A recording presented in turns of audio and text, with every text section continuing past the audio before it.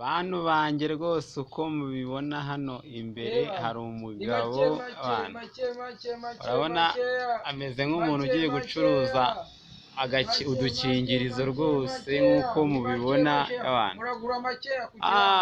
Ngurugunzu bimeze biteze? Ni fresh. Ndabona ugiye gucuruza se? Ndi gucuruza ni ukwihangira umurimo. Akazi kasigaye karabuze muri iyi minsi, ariko iyo ubonye aho ushora urashora. Ndabona warashoye mu dukingirizo. Njye nashoye mu dukingirizo kubera ko ngubu ni make kabisa, ni make. Kamwe se ako k'umutuku kanditseho Rove se ugacuruza gute? Kamwe ni senkari yonyine, wumve ko Minisiteri y'Ubuzima nta kuntu ibitagize iba yakubise ibiciro hasi. Ndabona kanditseho na Rove rwose cyane ugomba kugahereza abantu bakundana rwose akariko niyo gahunda. Ako kanditseho ngo iki? Kanditseho urasoma? Ndi kubona kanditseho ngo icon. Kamwe nangahe? Aka kamwe ni 100 ryonyine ku giciro cya makeya. Shano kuri kabisa ndumva ibiciro mwabihananuye kabisa. Buriya kwirinda bikunaniye, tekinike yanyu gukoresha agakingirizo. Shano rwose ndumva ukarinda ubuzima bwawe n'ejo hazaza.